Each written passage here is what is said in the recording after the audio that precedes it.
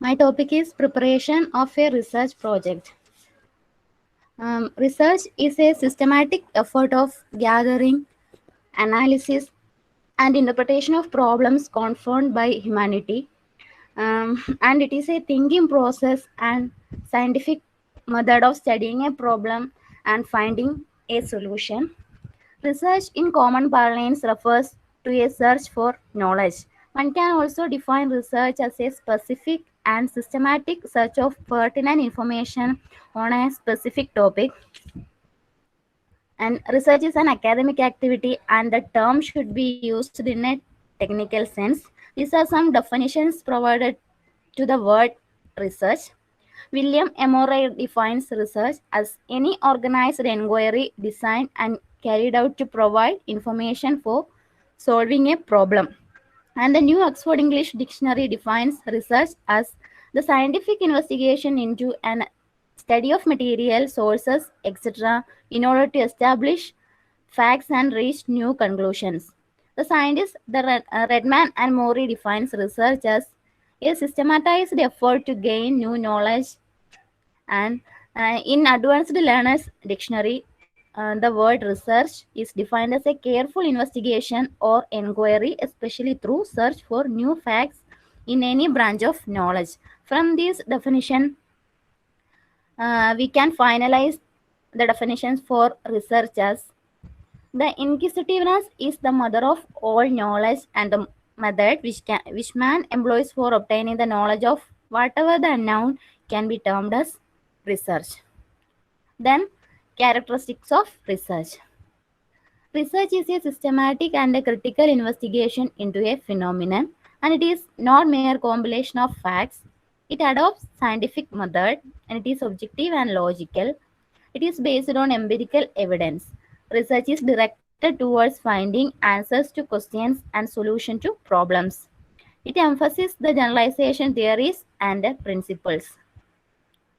Then the types of research. Research is classified into different forms on the basis of intent and methods. First one is descriptive versus analytical. Descriptive research includes surveys and fact-finding inquiries of different kinds. The major purpose of the descriptive research is description of the state of affairs as it exists at present. The main characteristic of this method is that the researcher has no control over the variables. He can only report what has happened or what is happening. The method of research utilized in descriptive research are survey methods of all kinds, including comparative and correlational methods.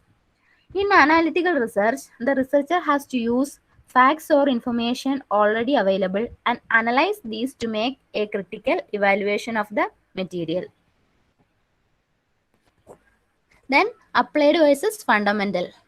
Applied research aims at finding a solution for an immediate problem facing a society or an industrial or business organization, whereas fundamental research is mainly concerned with the generalization and with the formulation of a theory. Research concerning some natural phenomenon or relating to pure mathematics are examples of fundamental research. But research aims to certain conclusions, say a solution facing a concrete social or business problem, is an example of applied research. Then the central aim of the applied research is to discover a solution for some pressing practical problem, whereas basic research is directed towards finding information that has a broad base of applications and thus adds to the already existing organized body of scientific knowledge. Then quantitative versus qualitative research. Quantitative research is based on the measurement of quantity or amount. It is applicable to phenomena that can be expressed in terms of quantity. But in qualitative research, it is concerned with a qualitative phenomenon, that is phenomena relating to or involving quality or kind. The next one is conceptual versus empirical. Conceptual research is that related to some abstract idea or theory, and it is generally used by philosophers and thinkers to develop new concepts or to reinterpret existing ones.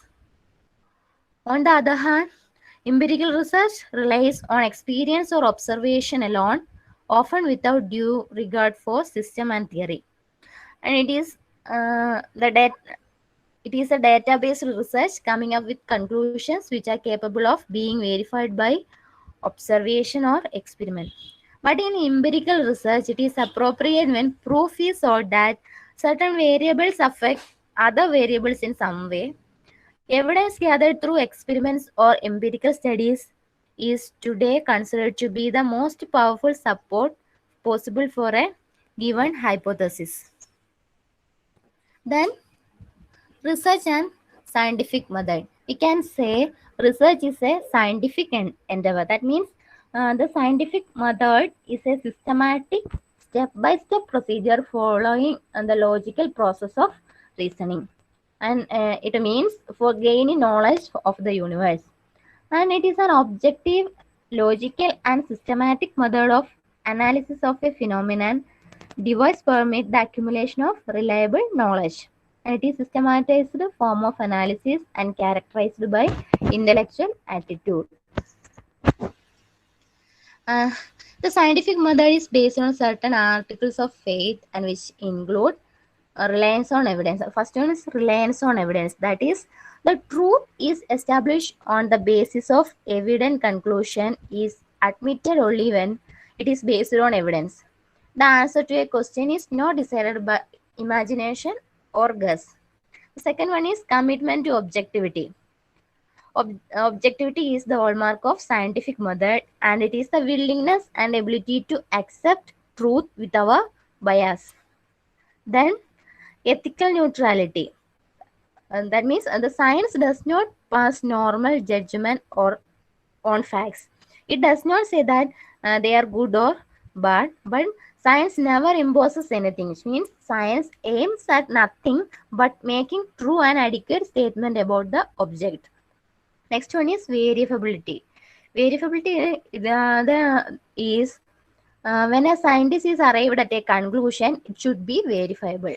He must make known to others how he reached at his conclusion. Such verification help in future or further research. Then logical reasoning process. That is, the scientific method involves logical process of reasoning. The reasoning process is used for drawing inference from the finding of a study or for arriving at a conclusion. Next one is research process. What is a research process, or how to define a research process? Research process consists of a series of actions or steps necessary to effectively carry out research and the desired sequencing of these steps. The important thing that remember that the various steps involved in a research process are not mutually exclusive, nor they are separate or distinct. They do not necessarily follow each other in a specific order, and the researcher has to be constantly anticipating at each step in the research process the requirement of the subsequent steps. Then, importance of knowing how research is done. These are the 11-step process. First one is formulation of research problem. Second one is extensive literature survey. Third one is developing the hypothesis. Next, for preparing the research design, determining sample design, collection of data, execution of the project, analysis of data, hypothesis testing, generalization and interpretation, and finally preparation of the report. Then, what is a research project? A research project is a scientific endeavor to answer a research question or a research problem. Project may take the form of case series, case control study, cohort study, randomized control trial, survey or secondary data analysis such as decision analysis, cost effective analysis, effectiveness analysis, or meta-analysis. Then the main steps involved for carrying out a research projects are, these are the 8-step model of carrying out a research project. That is, first one is formulating a research problem, conceptualizing a research design, constructing an instrument for data collection, selecting a sample, writing a research proposal, collecting data, processing and displaying data, and finally writing a research report. Actually, these 8 steps are under 3 phases. First phase include step 1, that is first phase is deciding what to research, which include step 1, formulating a research problem. Then the second phase is planning a research study. This include 2, 3, 4, and 5, conceptualizing a research design, data collection, sample selection, and writing a research proposal. These include planning a research study, which is second phase. And last one is phase 3, which is the conducting a research study, like conduction of research study, which include collecting data, processing and displaying data, and finally writing a research report. The most and crucial important and crucial thing is the reviewing a literature for a preparation of a research project. Reviewing a literature can be time consuming, daunting, and frustrating, but it is also rewarding. The literature review is an integral part of the research process and makes a valuable contribution to almost every operational steps. In the initial stages of research, it helps you to establish the theoretical roots of your study, clarify your ideas, and develop your research methodology. Later in the process, the literature review serves to enhance and consolidate your own knowledge base and helps you to integrate your findings into the existing body of knowledge. During the write-up of your report, it helps you to integrate your findings with existing knowledge, that is, to either support or contradict the earlier research. Then the functions of your literature review, it provides a theoretical background to the study, and it helps to establish the links between what you are proposing to examine and what has already been studied. It enables you to show how your findings have contributed to the existing body of knowledge in your profession. It helps you to integrate your research findings into the existing body of knowledge. Then, how to review a literature. There are 4 steps involved in conducting a literature review, which includes searching for the existing literature in your area of study. Second one is reviewing the selected literature. Third one is developing a theoretical framework. Fourth one is developing a conceptual framework. The first process is searching for the existing literature.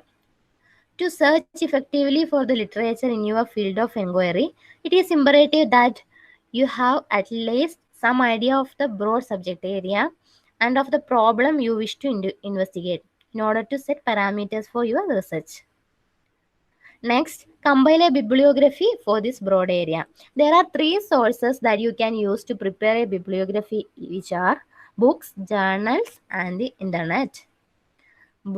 Books include, then the main advantage of books is that the material published in books is usually important and of good quality, and the findings are integrated with our other research to form a coherent body of knowledge.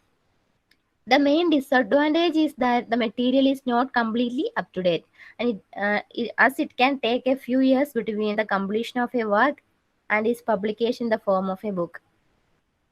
Then, when you have selected 10 to 15 books which are appropriate for your study or which are relevant to your topic, examine the bibliography of each one and go through this bibliography carefully, and we can identify the books common to several of them. If a book has been referenced by a number of authors, we can include it in our reading list, and finally we can prepare a final list of books that you consider essential reading or which are relevant to our study. And then, having preparation of the reading list, locate these books in our library or borrow them from other sources. If we can find something in book content is relevant to our study or our topic, we can make an annotated bibliography. Annotated bibliography means which contains a brief abstract of the aspects covered in a book and your own notes of its relevance. It is important that keep in mind, be careful to keep track of your reference. To do this, you can prepare your own card index or use a computer program such as EndNotes or ProCite. Next one is journals. Journals provides you with the most up-to-date information, even though there is often a gap of 2 to 3 years between a completion of a research project and its publication in a journal. We should select as many journals as we can possible. Though the number of journals available depends upon the field of study, which means certain fields have more journals than others. As with books, we need to prepare a list of the journals that we want to examine for identifying the literature that is relevant to our study. This can be done in a number of ways. That is, locate the hard copies of the journals that are appropriate to your study. Look at citation or abstract indices to identify and or read the abstract of such articles. And last one is search electronic databases. Then, if we are able to identify any useful journals and articles, prepare a list of those you want to examine by journal. Select one of these journals and starting with the latest issue, examine its content page to see if there is an article to relevant to your research topic. And we can, if we feel that a particular article is of interest to you or which are relevant to our topic, read its abstract. If you think that you are likely to use it, depending upon your financial resources, either photocopy it or prepare a summary and record its reference for later use. And then the internet. The internet has become an important tool for finding published literature. Uh, through this in the search internet search, you can identify published materials in books, journals, and other sources with immense ease and speed. An internet search is carried out through search engines, of which there are many. Though the most commonly used are Google and Yahoo. Searching through the internet is very similar to the search for books and articles in a library using an electronic catalog, as it is based on the use of keywords. An internet search basically identifies all materials in the database of a search engine that contains the keywords you specify, either individually or in combination. It is important that you choose words or combination of words that other people are likely to use. Next step is reviewing the selected literature. That is, start reading the references that you have collected critically to pull together themes and issues that are of relevance to your study.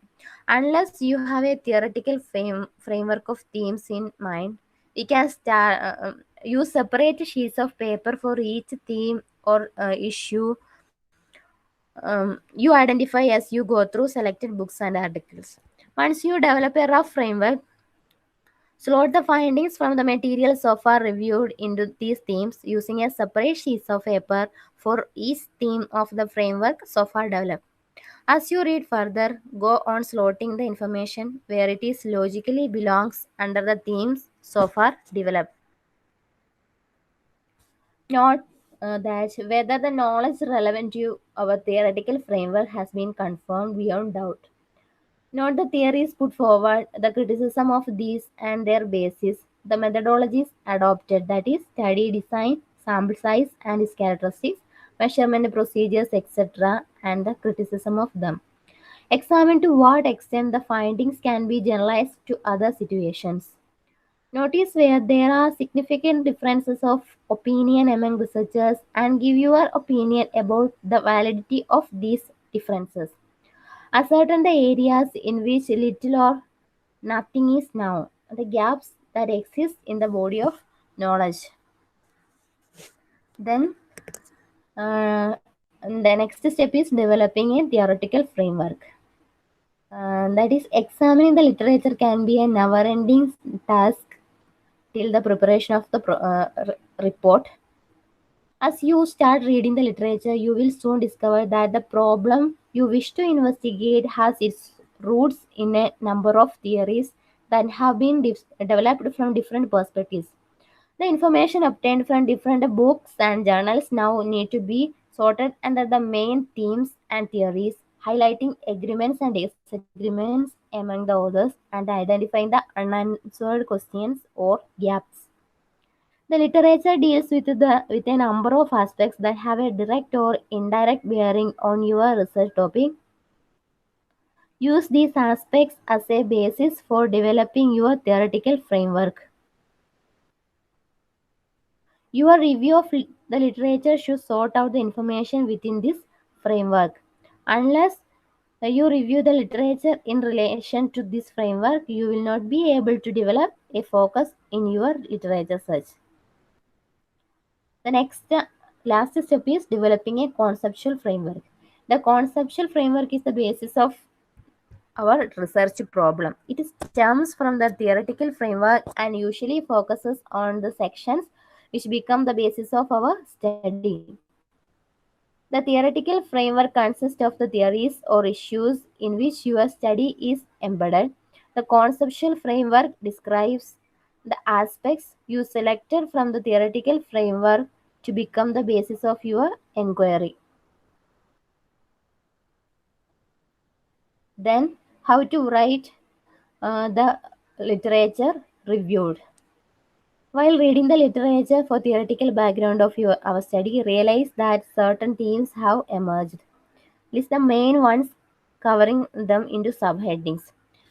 We know some people write the entire literature review in one section that is entitled as review of literature or summary of the literature or the literature review without subheadings. But most of the authors strongly suggest that you write your literature review under subheading based upon the main headings, main themes that you have discovered and which forms the basis of your theoretical framework.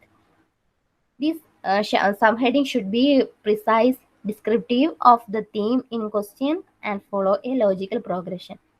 And then now under each subheading, record the main findings with respect to theme in question. That is called thematic writing, highlighting the reason for and against an argument if they exist, and identifying gaps and issues. Your writing about the literature review should be thematic in nature, as I already told, thematic writing, and that is based on main themes. The sequence of these themes in the write-up should follow a logical progression. That is, various arguments should be sustained with a specific quotation and citation from the literature and should adhere to an acceptable academic referencing style. Then we can go through the 8-step model of preparation of a research project. First step is formulating a research problem. First of all, we can identify or define what is a research problem. Any questions that you want to answer and any assumption or assertion that you want to challenge or investigate can become a research problem or a research topic. It is important to remember that not all questions can be transformed into research problems, and some may prove uh, to be extremely difficult to study. Once you examine a question more closely, you will soon realize the complexity of formulating an idea into a problem which is researchable. It is essential for the problem you formulate to be able to withstand scrutiny in terms of the procedures required to be undertaken. Hence, you should spend considerable time in thinking it through. You must have a clear idea that with regard to what it is that you want to find out about and not what you think you must find. A research problem may take a number of forms from the very simple to the very complex. The The way you formulate a problem determines almost every steps that follows.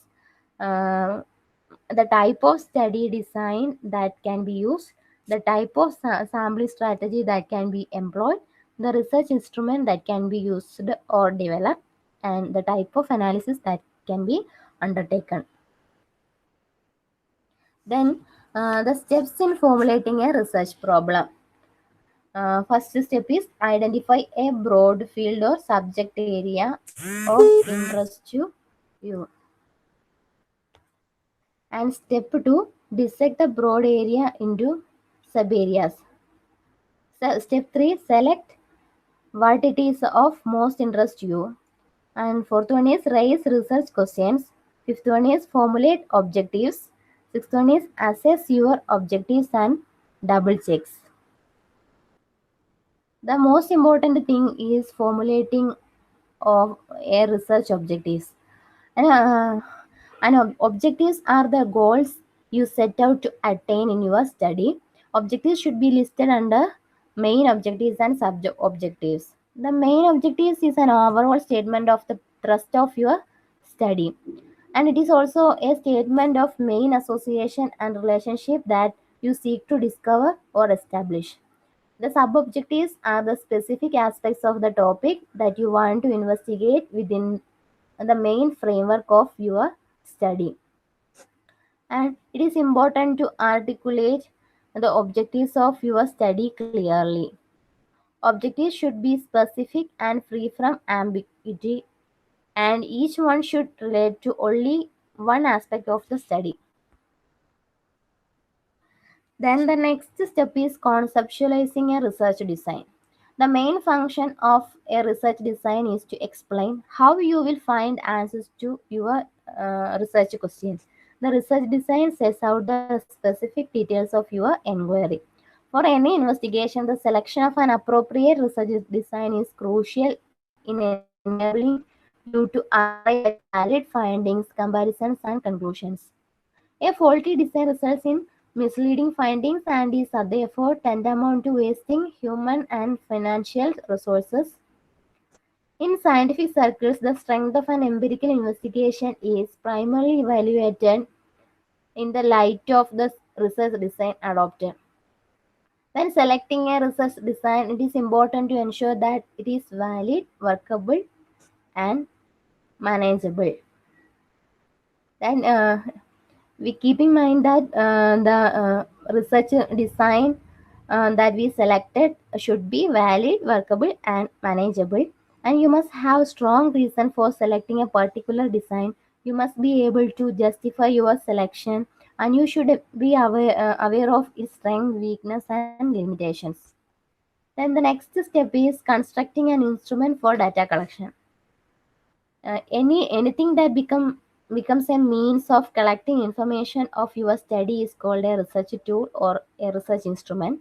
For example, observation forms, interview schedules, questionnaires, and interview guides. The construction of a research instrument is the first practical steps in carrying out a study. You will need to decide how you are going to collect the data for the proposed study and then construct a research instrument for data collection. Then the fourth one is selecting a sample. The accuracy of your findings largely depends upon the way you select your sample. The basic objectives of any sampling design is to minimize, within the limitations of cost, the gap between the values obtained from your sample and those prevalent in the study population. When selecting a sample, you should attempt to achieve two key aims of sampling: the avoidance of bias in the selection of a sample and the attainment of maximum precision for a given outlay of resources.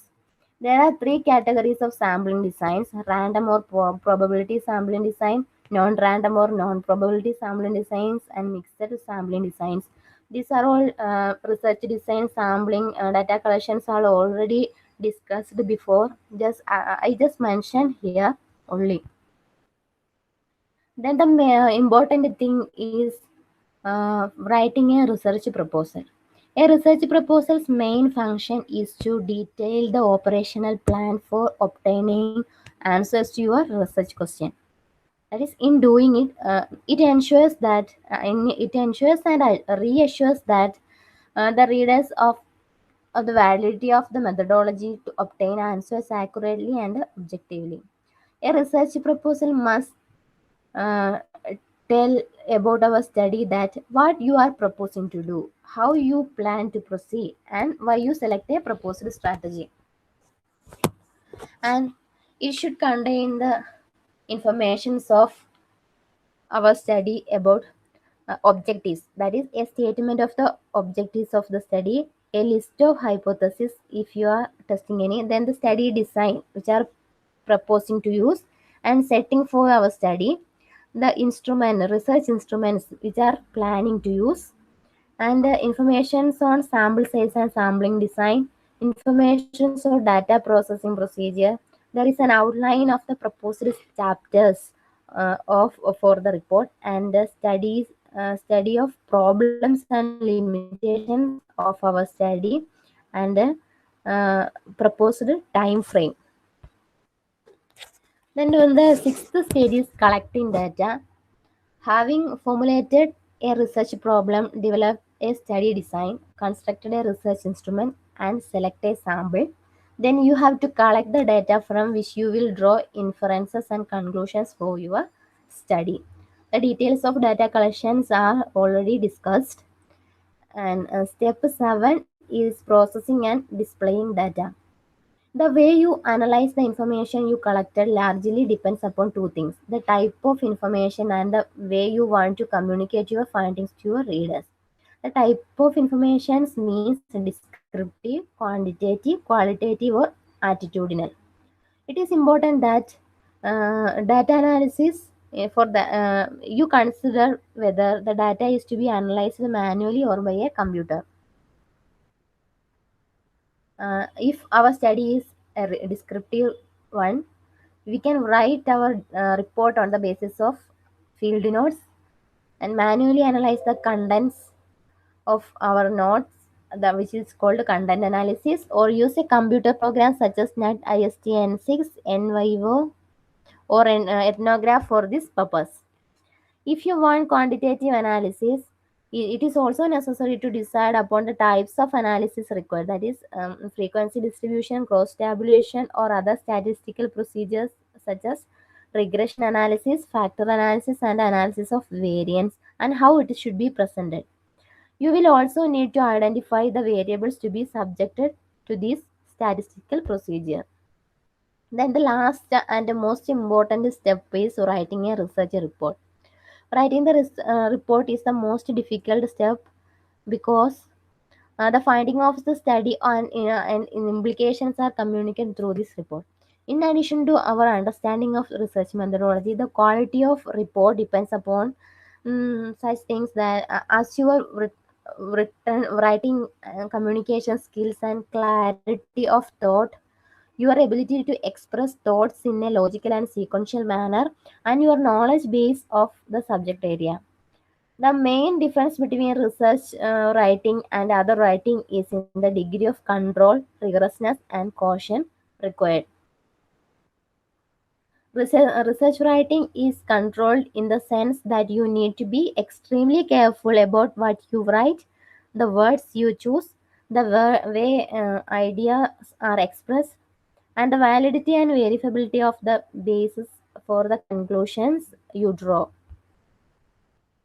The steps involved in writing a research report is uh, developing an outline, writing a developing an outline, writing about variables or problems, referencing and writing bibliography. Then developing an outline. Before you start writing the report, it is good practice to develop an outline for chapterization. This means that deciding how you are going to divide your report into different chapters and planning what will be written in each one. Then writing about variables or research problem. When writing about the information obtained in response to a question or variable, write as if you were providing answers to some questions. Uh, what did you think it is important to study the variables? What effects in in your opinion may this variable have on the main variable you are explaining? That is the first question. Here, this is where you provide your own rationale for the studying the variable. The next question is, in the case of a cross tabulation, what relationship have other studies found between the variables you are analyzing? This is where the literature review is integrated into the finding of the study.